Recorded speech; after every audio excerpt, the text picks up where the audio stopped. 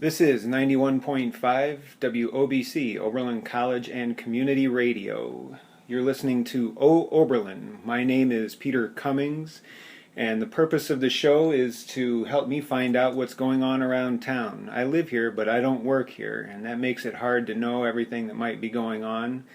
My goal every week is to talk to somebody who's busy in town doing something, and today my guest is Neely-Randall. I guess it changes if it's Facebook or not. I don't know. They make you do those things. Yes, Neely-Randall. Okay. Yep. You have been very busy lately talking about standardized testing. You're a teacher in the Elyria school system, is that right? That's correct. Okay. And I've certainly seen your name pop up lately in newspaper stories, and most recently you had had a chance to be interviewed by NPR, I guess something they had to postpone for whatever reasons they have. That's right. Okay. Mm-hmm. Well, again, the purpose of the show is to find out who people are in town. So, Dawn, let's maybe start with a little bit of background. I met you when we moved to town back in 2009, I guess it was. But I don't know that I knew you before that. How did you come to be in Oberlin, and what do you do here? Well, I moved to Oberlin in 2006 when I married John Randall, a high school English teacher in town. So through him, I met a lot of people, fell in love with the town, and although my husband passed away, I'm still here and carrying on his tradition just to love your community. Okay, so where are you from? All over Lorain County. Okay. I grew up in Amherst and Firelands also. Lived in Lorain for a little while as well. That's quite a difference between Firelands and Lorain. It is. Your family, your parents, what did they do that took them maybe from Firelands to Lorain? They moved around a lot. You know, my dad worked at Ford, and he wanted to do the farm thing for a while, so we moved to Firelands and had cows and a horse and had a great time out there. Is that what they call a gentleman's farm, where you're not doing it maybe to make your living, but you're farming also? Yeah, it was a little bit of a hobby of hobby his, farm. but we had a great time. Okay, and brothers and sisters? A brother named Gary. He teaches in North Ridgeville. Oh. Teaches math, sixth grade math. All right. And did you have to help out on the farm? Oh, yeah. Oh, my goodness, yes. We had to pick corn, and we had a garden, and we took care of our animals, and my dad is a bit of a workaholic. As a matter of fact, he still is living on a farm. He moved to Kentucky and took over the family farm. Oh, okay. Got out of Lorain County, though. He did. Yeah, Okay. he left me.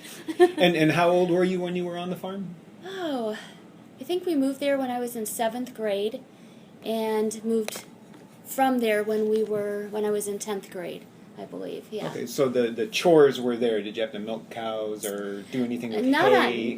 Well, yeah.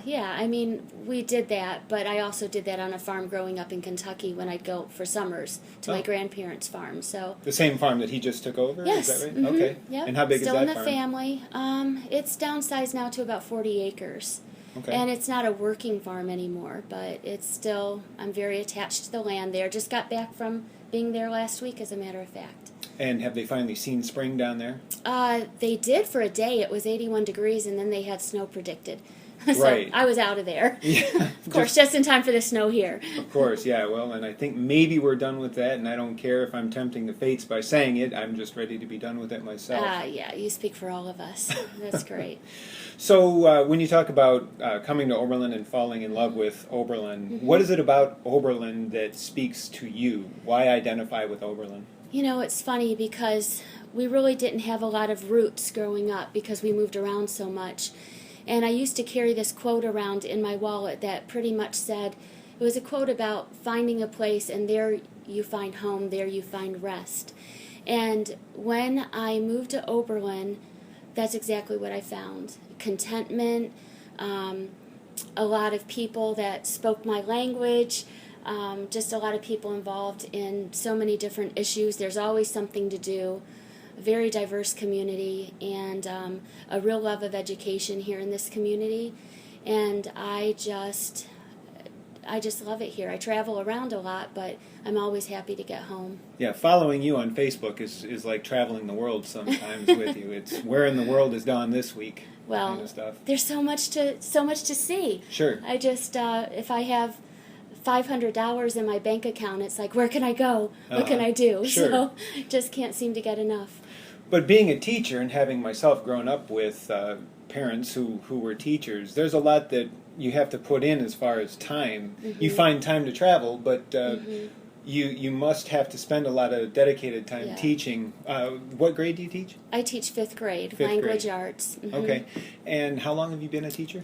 This is my 24th year. Same school district the whole way through? Same school district. I was at another school, Franklin, for 4 years, and then I moved to McKinley, and I've been there ever since. Okay. All right, so Franklin is the name of a school up there in Elyria. Mm-hmm. All right, I'm not so familiar sorry with the about name. that. No, that's Yep. all right. That's my shortcoming. And what got you interested in teaching? Wow, that's a really great question. I was not a traditional student.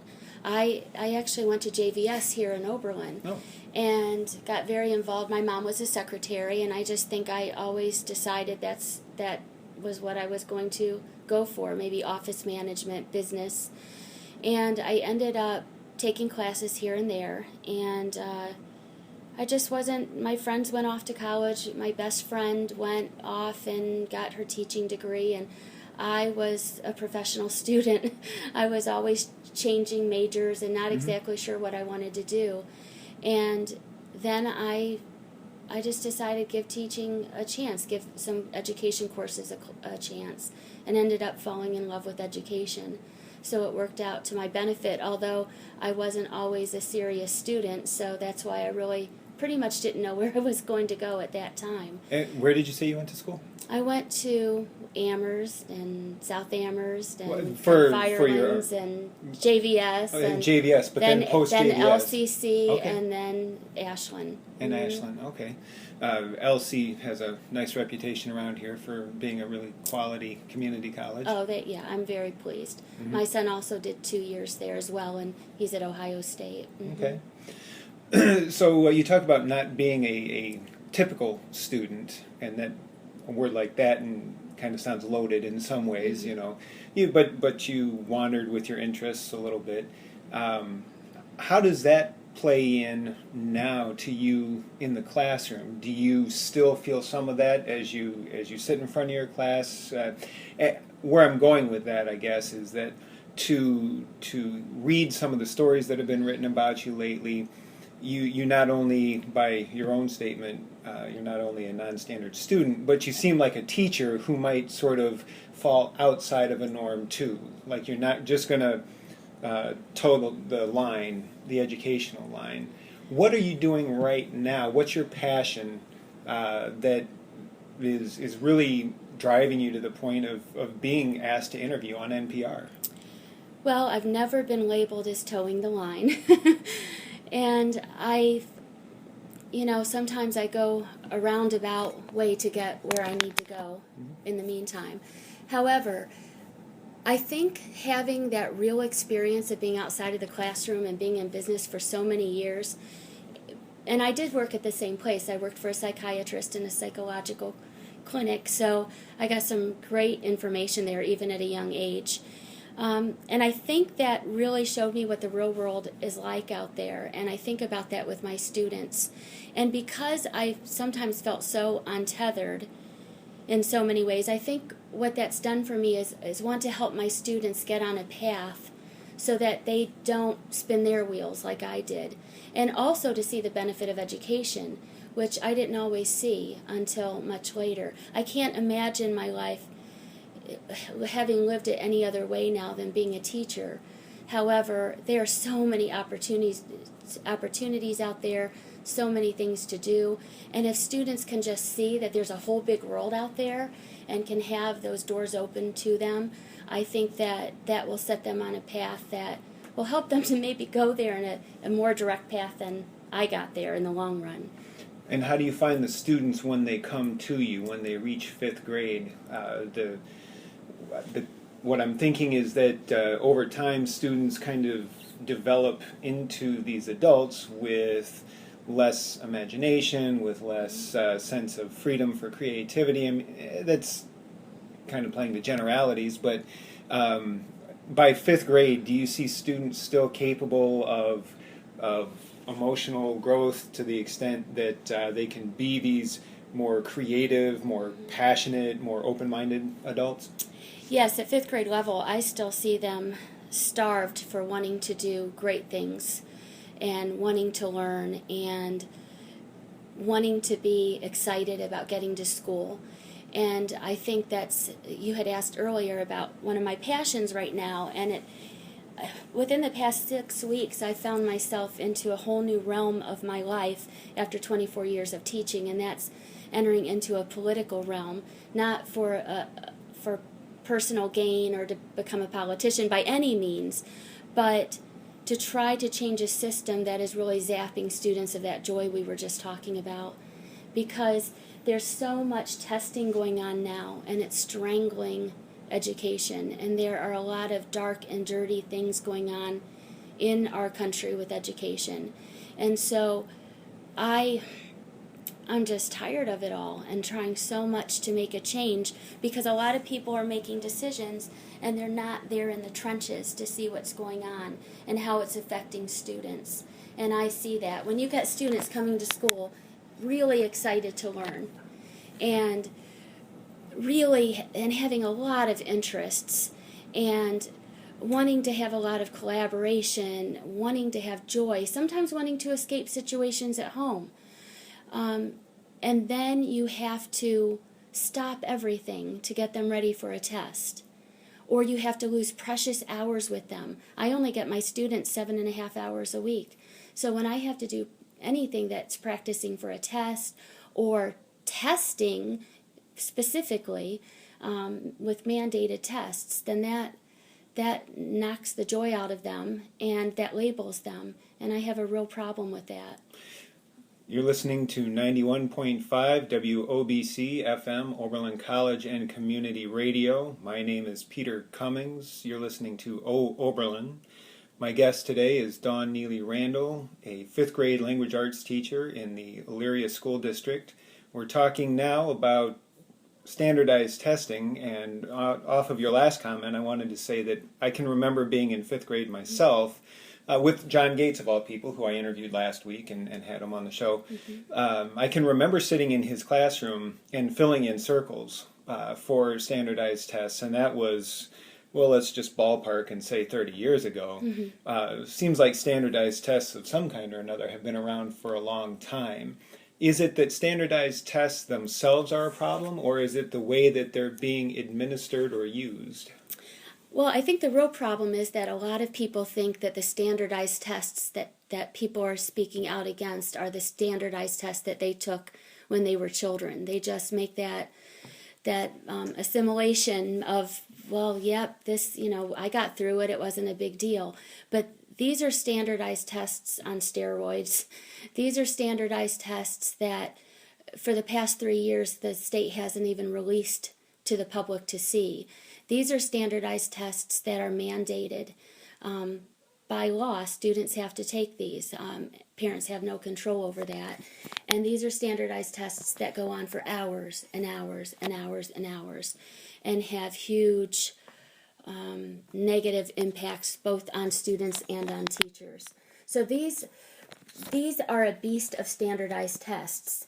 And I remember when I was teaching sixth grade, we had one of the first rounds of these new era of tests. They were called Ohio proficiency tests. Mm-hmm. And I taught sixth grade then. And the tests were 2.5 hours a day, 5 days in a row. 12.5 hours of testing my sixth graders took those years. And they also gave the test in fourth grade. So that meant that, 10-year-olds were sitting there for 12.5 hours a week testing as well. And then the tests then kept morphing into, let's release the scores, let's compare buildings, let's look at if that student has learned from the time they came into the classroom until the time they left, but instead, did we get 75% of those students passing? Which sounds fine unless you're in a a building perhaps where students are coming in not all on the same level, and then instead of looking at if those students have made major gains that year, it's just if 75% have passed. And if you are in a higher socioeconomic, then you don't particularly have to prep for that test, because by osmosis most of those students are going to pass. And I have a former student who's teaching in a district in California actually, and her students, she tells me about her students all the time, and her students, a lot of them are Spanish speaking, and the teachers love their children. They love their students. There are a lot of gunshots. Sometimes students have to hide, or sometimes at school there are issues. Those students are not coming in all at the same place. But do they make huge gains? Absolutely they do. Major gains that year, sometimes going up 2 grade levels within 1 year. But do 75% of the students always pass? No, because they weren't all starting at the same place. And now that school's been labeled as a failing school. Is it the case, though, that by putting some of these standards in place, eventually over, I don't know what kind of time, having required that testing, you can eventually get to the point where the students, because you're teaching them and they are making those gains, that over time there is some backwards effect on the younger kids where they come up better prepared? Am I being clear? Yeah, in that but let's question? make it clear that it's not the standards that are doing that. I mean, we've been doing that from long before we had specific standards that they have in place now. So that was long before that time. And actually, the learning that was going on then was better learning, quality learning. It wasn't for one test given on one day in their life that was going to label them.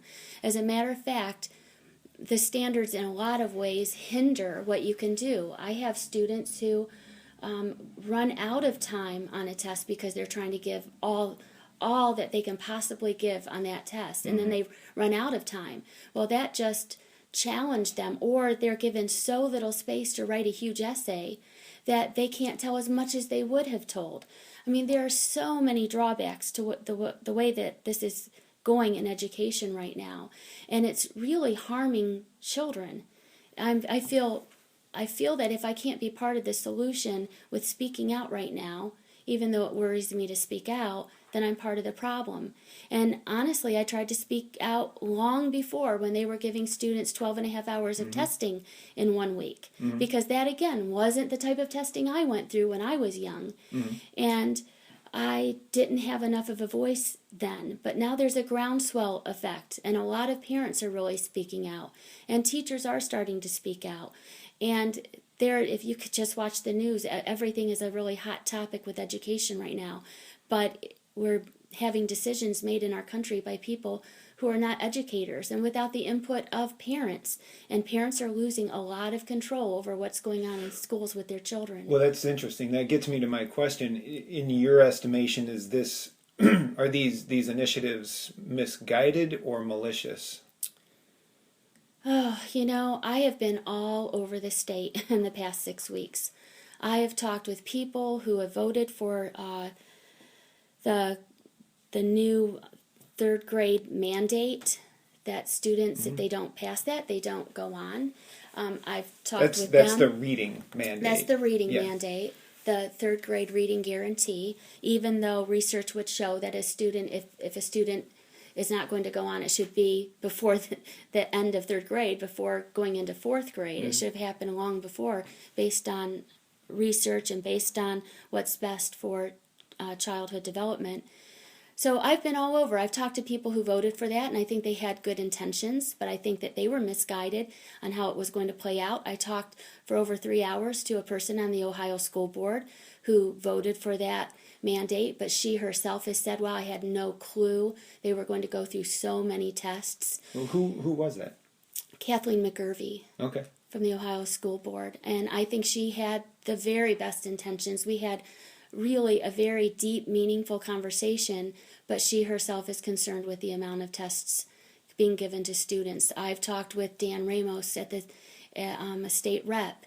He also voted for the third grade guarantee. He also now is concerned. He said after he voted for that, the budget was cut, and I know for a fact that people were taken off the education committee. So again, they've lost a voice in how this is playing out. What do you think makes these kinds of proposals appealing to people who, after the fact, say, "Oh, well, maybe I shouldn't have voted for that or agreed to it"? What makes a person look at the third grade reading guarantee and by default say, "Well, that's a great idea"? Well, I just talked with Representative Terry Boose last weekend, and we had that exact same conversation because he said, "I'm not going to ever say in a roundabout way," he said, "that I shouldn't have voted for that. I agree. I think that all students should be reading by the time they finish third grade." And I said, "Wow, I'm a fifth grade teacher. Mm-hmm. Obviously, I agree with you. Right. I want them coming into fifth grade being good readers." Mm-hmm. However, this test, first of all, we never see the graded scores. So we can't even say that these students aren't reading. I can't trust those scores. I can't trust that test. The state has not released the test for the past 3 years. So we don't even see, how can we say they're not a good reader? We're not even allowed to see the test that they're taking. The graded tests aren't returned, only scores. There's been known test fraud. People who were scores. I just saw on Craigslist, they had an advertisement for scorers for Pearson, who is the big name that owns all of the scoring. And they were looking for people to score tests. So bachelor's degree, making, I think, I can't remember now what it was, like $11.50 an hour. Mm-hmm. Come on now. And they're temps coming and going. Sure. And they're not trained in education, and yet they are grading tests that are saying whether students can read or not. For my students in fifth grade, that score means when they go into middle school, are they in honors classes? Are they in remedial classes? It's going to set them on a path for the rest of their school career in a large urban district. Those scores are important to me. They're important to the parents. They're important to the student. But I can't trust that score. Now, if you don't see them, who does? Who sees them that make those scores relevant to future decision making? I do not know. Really? No one knows that I talk to. As a matter of fact, the new assessment coming out is going to be called the Park Assessment. Yeah. Kathleen McGurvey told me that she asked when the board was meeting with this testing company if they could test and take the test that the third graders would be taking. And I thought that was phenomenal. Mm-hmm. Here's a board member who's saying, can we at least take this test? This is important. If we're going to have this mandate, let's see what the students are taking. And they were told no. They were told that they would see the test when everyone else saw the test, or when the field tests came out, or when the sample questions were online, and that's what she was told. So who's calling the shots? Where are the sample questions online? Well, now they're online. They can be Googled under Park field tests. Park is PARCC. Yeah. Okay. Mm-hmm. All right. I've wondered, as my two kids have gone through the testing, what the questions they look at are like. Yeah. My youngest just got done with, I think it's 2 weeks worth of testing here in Oberlin.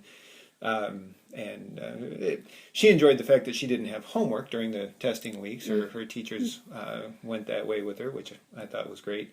But yeah, to know what the test looks like in front of her would be really interesting. So think about this. As a parent, you get this score back. What does it mean to you? You don't see the test. You don't know what she missed, what she didn't. You don't know how to fix that because she's going to have a whole career in school of testing. How do you help her? How do teachers help her? How do we know that was a valid score? How do we know how to best help her? And how do we know if she's superior at something and the test question isn't going to show that? Well, honestly, and not to go off on too long a tangent, but with Oberlin, one of my likes is the International Baccalaureate curriculum, which I think, through my experience of helping both of my kids with their homework, that it's pretty involved as a curriculum as far as it goes, and I can see where it really stretches both of their minds. But in a district that doesn't use that, maybe there are other things, and certainly I very much get the impression through our conversation that just in your classroom, testing is sort of a necessary evil, but you do so many other creative things that you're really pushing your own students' minds, by the sound of it, beyond where they would have to come back to just to take the testing. It becomes an unfortunate period of time that you could have been doing other things, but it sounds like you, around all the other time in the school year, you really stretch their imaginations and abilities. Well, I do. The students can read. Our students can write. We do a lot of creative projects. You know, I find out what their multiple intelligences are. I tap into all of those things. We do a lot of great projects. The problem is, though, the loss of time when there's so much that has to be done with testing. I'm sorry to interrupt, but do you feel like at some point you end up having to teach to the test just so that they know what it will look like when they see it? Oh, well, I definitely have to, because their scores are going to matter so much in middle school. Mm-hmm. You know, it's funny because I feel like in the beginning of the year, it takes a teacher with a heart not to teach to a test. You know, just help them to love learning. Mm-hmm. I have this motto, motivate beyond belief. Mm-hmm. Just get them to love learning, love books. But then, at this time of year, it switches, and I become a flip-flopper, and it becomes that I feel it takes a teacher with a heart to teach to this test. Mm-hmm. Because I don't want them to sit there and be lost. I want them to know how the questions are going to be asked. I want to prepare them the best way that I can. I want them to get into classes that will best suit them, even though I still never see that grade a test, and even though I still don't trust the way it's being scored. Mm-hmm. But I give it all I've got with them to help them to do the best that they can. But still, I say to them, look, this is one test on one day in your life with reading, and you have already proven yourself to me. The state does not know. They've not seen your portfolio. They've never asked to see your portfolio. They don't know how many of you have become published this year. Mm-hmm. They don't know the great things that you've done. They don't see all the pictures of your projects. They don't know about that. They haven't seen your grades. They haven't seen how far you've come. They haven't looked at your beginning writing and now look at this writing.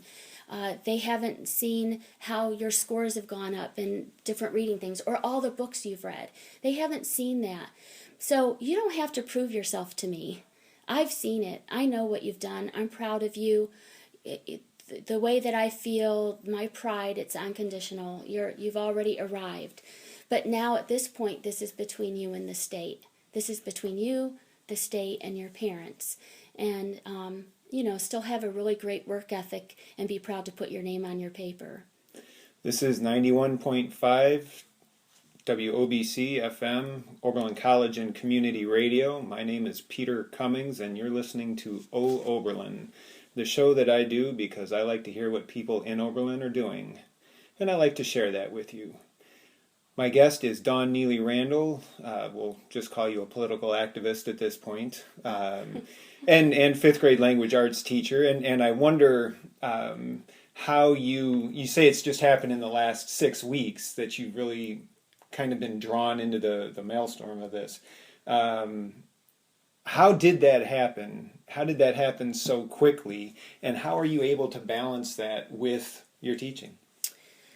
Well, I started moving towards getting students ready for this bloody test. And so we were doing a lot of work. I was teaching them how to do open response type essay questions because, of course, they have to do that, and how to transfer information from the text into their writing because, of course, if they don't use some of the exact wording, they're not going to get their points. And it was just an exhausting day going through that, trying to keep them focused, knowing all the other things we could be doing that would have been so profound to their education and their futures. And I just came home one day and I was so exhausted.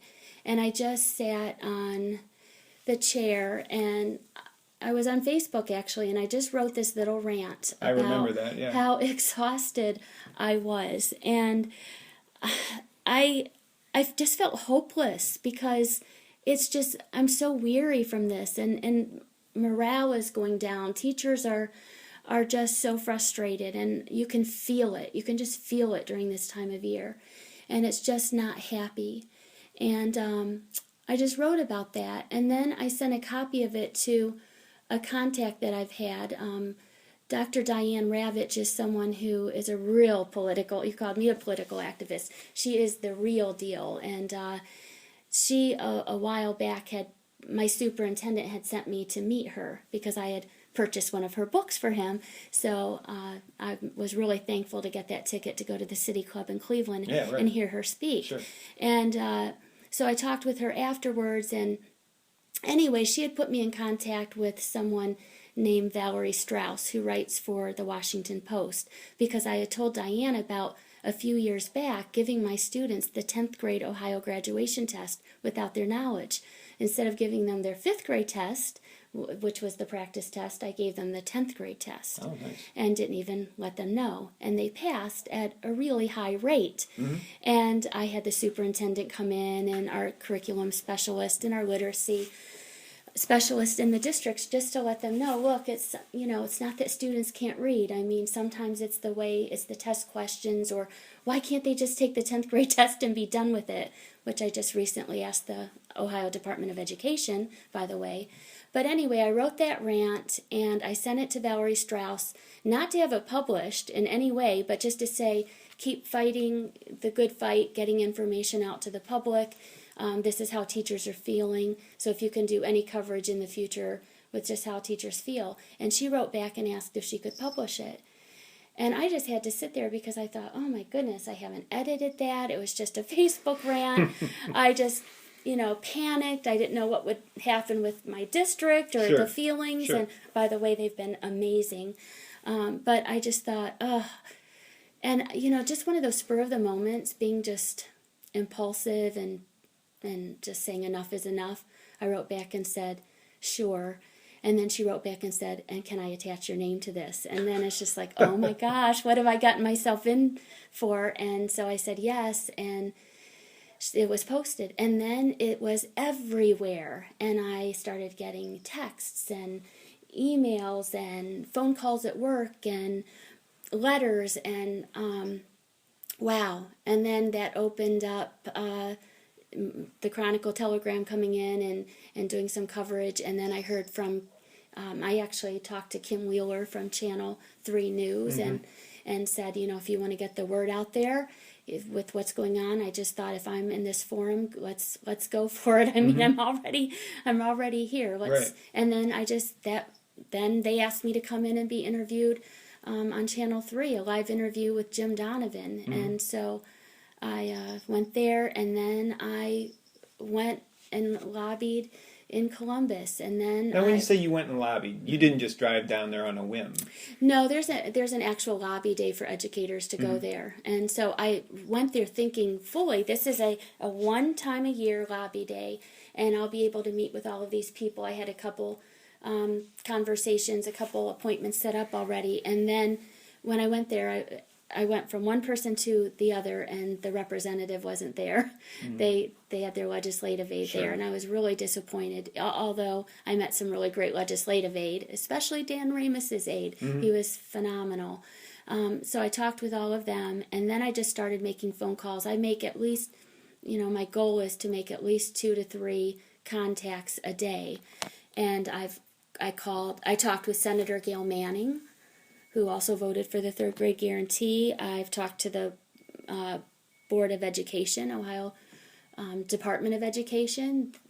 They didn't contact me for quite a while, but finally I was able to talk with them. And I've called Governor Kasich's office several times. I've called Dr. Ross's office several times. Dr. Ross. He is I don't know what his big title is, but he's the education guru. I know they have a new title. He's not the state superintendent. Yes, but they have another name that they call their people now. Okay. But anyway, I've called his office.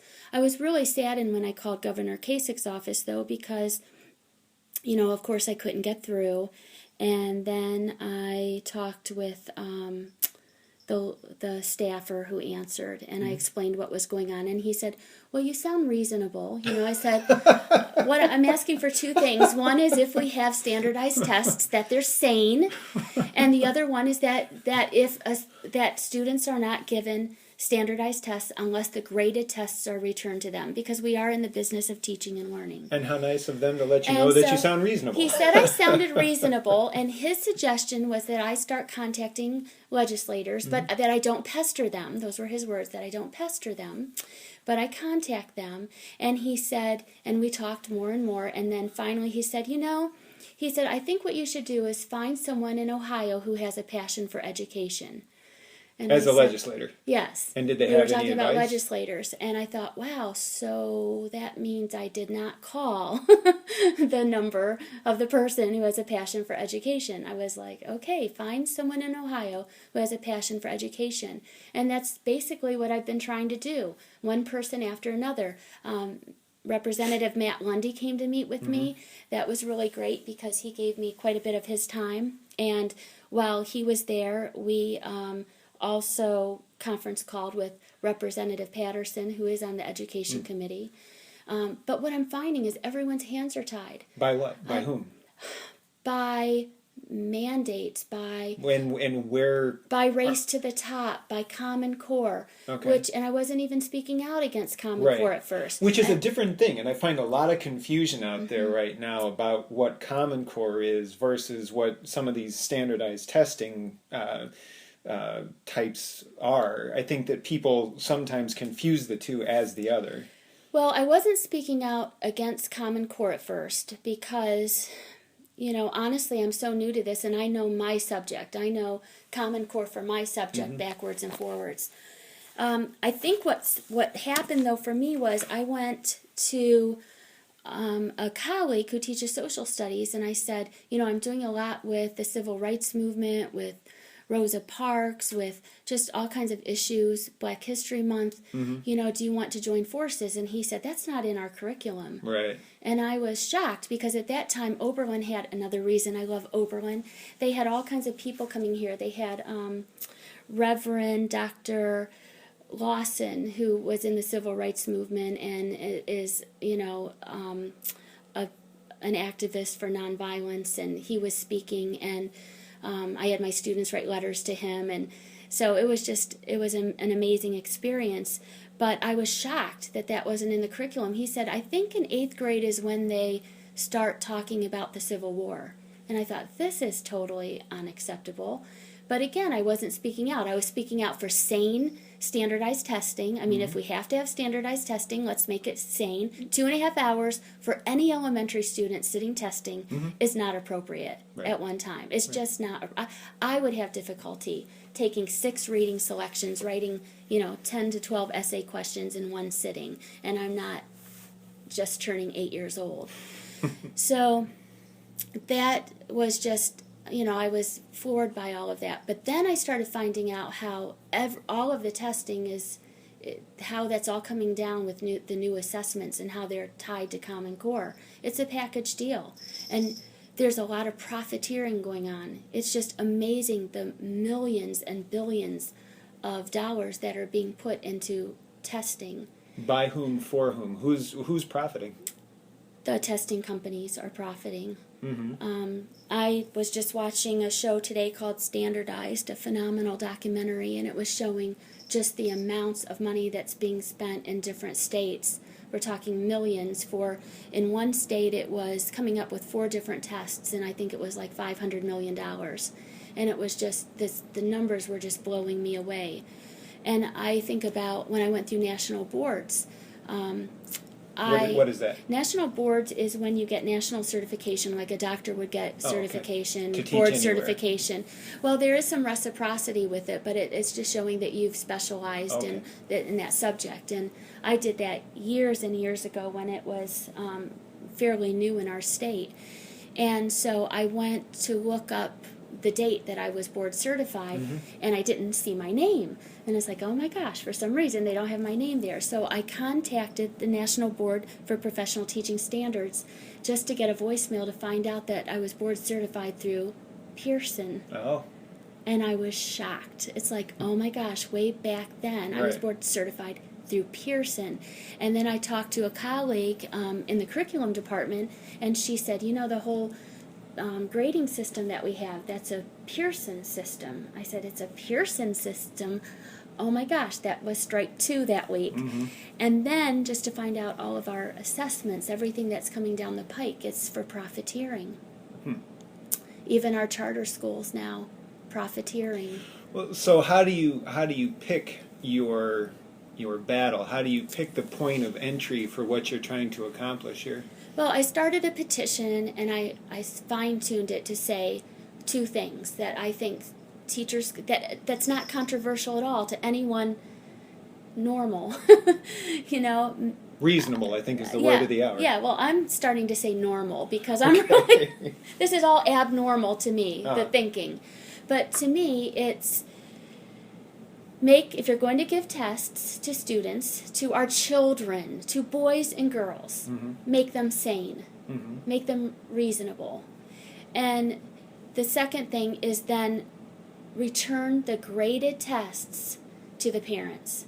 The parents have every right. They are paying the taxes. They are voting the legislators in. They have every right to say, if you're going to test my child, I deserve to see what's on that test. Well, not only deserve, and I should just say for the record that I've not tried. I don't know about the ability to get at these scores. I know nothing about it. But if I were to find out that I couldn't get these, my response would be, then how are people lower down in the system supposed to help the system along? You know, if the goal of the standardized testing is to better prepare students, part of that goal should be to better inform the parents of how their kids are doing in that standardized testing. It seems counterintuitive to me that those scores wouldn't be released. Exactly. But think about it.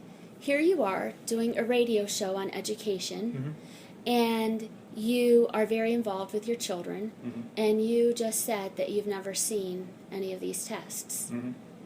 And that's exactly what's happening. And you probably didn't quite understand what these tests would look like even before your children were taking these tests. No, I honestly probably did what you suggested, which was to throw back in my mind 30 years to the whatever they were called tests at that point. Iowa, Right, the CAT, right. yes. Right. So, interesting. Do you find yourself kind of marked or labeled now? Have people, you talked about some of the notoriety that you've gotten locally, and of course the NPR request for an interview. Do people know you as a go-to person now to find out more or to maybe carry the message to others? Well, I think what's happening is, what I know what's happening is that I'm getting a lot of communications from people, but people are afraid to speak out. And so People who? Teachers or parents? oh my gosh, everyone. Afraid Really? to speak out? Yes, Why? honestly. Well, first of all, why would some little lament that I wrote become so huge? And it's because a teacher's speaking out. I went to,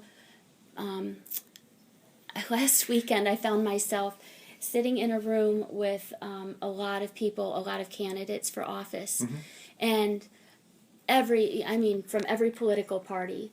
And the person who was speaking, she's actually running for Congress, U.S. Congress. Her name is Janet Garrett, and she's a public school teacher here in Oberlin. You might want to visit Talk with to her possibly, right. But anyway, she was talking about education, and while she said, and her words were, and I'm against Common Core. And I heard someone from the back of the room, a Tea Party person, say, finally, a teacher who's saying that she's against Common Core. And so later I stood up and I found Representative Terry Booth there, and so I asked him a couple questions because he had voted for that guarantee. And after it was all over, I had people swarming me, talking to me because I was a teacher speaking out, just like Janet Garrett had just done. And I'm just always floored by that. But it's because right now, teachers are being held so accountable for test scores and for their evaluations. I mean, in Kansas, they just lost their right to due process. Teachers are losing their rights all over the country. And so so much is held to them with these test scores, like half of their evaluation. Did the students make, did they make what's called value added? Right. How was your evaluation?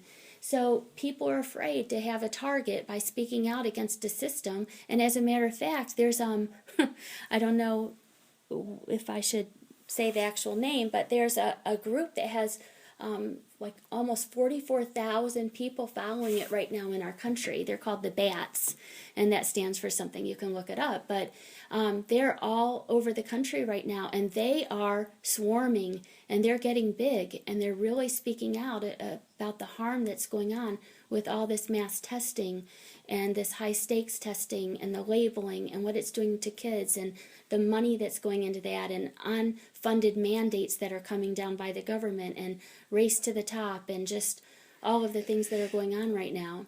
This is 91.5 WOBC FM, Oberlin College and Community Radio. My name is Peter Cummings. My guest on the show today is Dawn Neely-Randall, a 5th grade language arts teacher with the Elyria School District. She lives here in Oberlin, but like me, doesn't work here in Oberlin. It's nice to talk to you, Dawn, and I'm really grateful for you spending the time.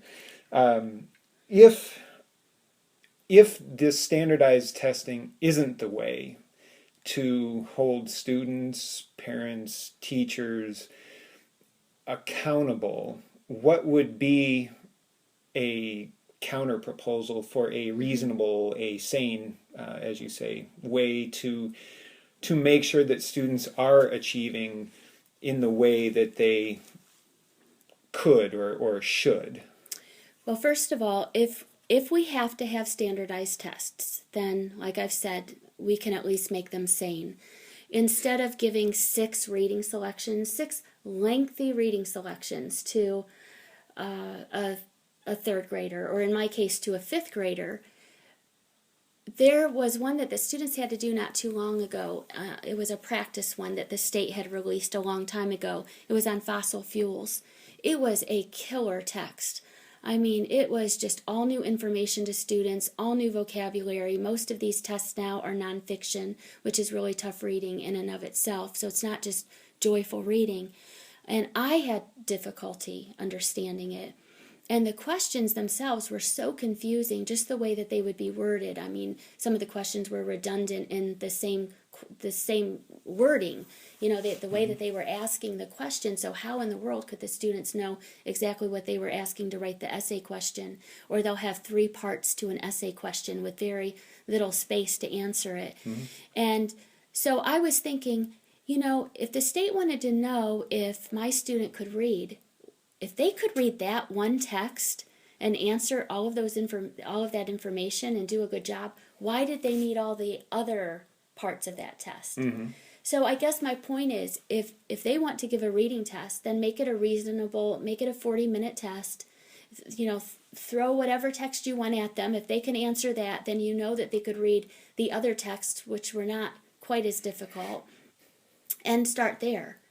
Or give one, if you want 6 reading selections, if you're going to mandate that, and I have no say in that, then break those down. You can give those at different times, not one time, 2.5 hours sitting there, laboring over 6 different reading selections, all different information, trying to take that all in. When do we ever do that as adults? I mean, when do I ever sit down at the table with 6 different topics for 2.5 hours and try to master the information in all of those topics that are foreign and new to me? You know what this strikes a chord in me as a journalist. I have for years become progressively more pessimistic about people's involvement, community engagement, wherever they lived with, say, city government or school government, mm-hmm. or whatever. Is this finally a wake-up call to enough people to get a bigger body involved in talking to legislators or their congressmen and women? Are we reaching a big enough groundswell in your eyes to affect a change somewhere? It's huge. And when I told you about the BATS, the Bad Something Teachers Association, I won't say the whole word because we're on radio right now, but they are becoming, that is a groundswell effect. As a matter of fact, there's going to be a huge rally in Washington, D.C. the end of July for people who are really speaking out against all this test mess. Mm-hmm. And I think it's going to be a watershed moment. I plan on being there and being part of that because I think it's going to be huge. I think the problem is that people don't always speak out. I know when I met with Senator Gail Manning, she had said to the audience when we were meeting that, she's only received a handful of calls or texts. And if that's true, which I assume it is because she said that, then that tells me that people need to start speaking out.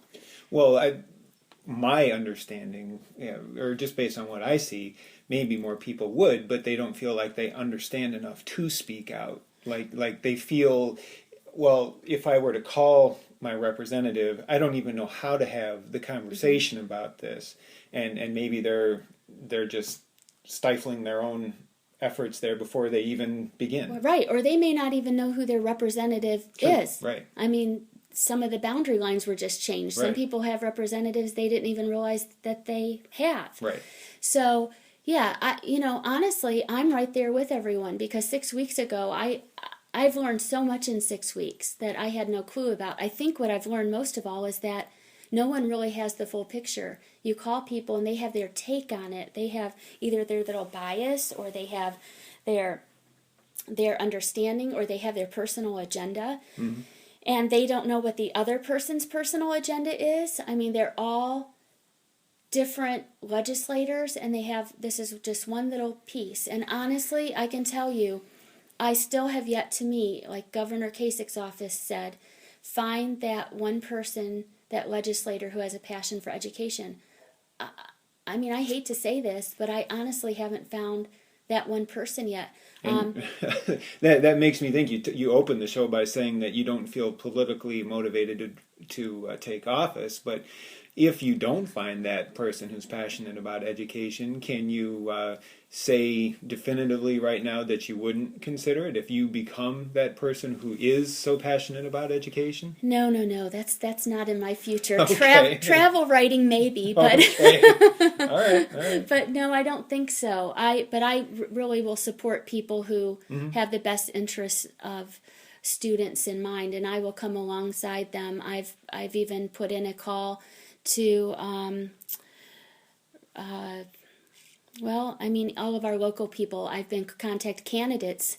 I've even talked with Councilman Marcus Madison, who's running. Right. I've talked with him. I have met with Janet Garrett now, who's running Are they for running Congress. for the same? No, different separate. seats. Yeah. I've just been going around. I went to a Tea Party event. I'm not a Tea Partier. But honestly, I feel like when it comes to our children, we shouldn't have these political lines. I really believe that. I feel that, when with President Obama's daughters, with President Bush's daughters, when they're in office, their children are off the radar. Only they share things that they want to, but they have these unspoken, well, maybe they're spoken agreements with the media that they leave their children out of it.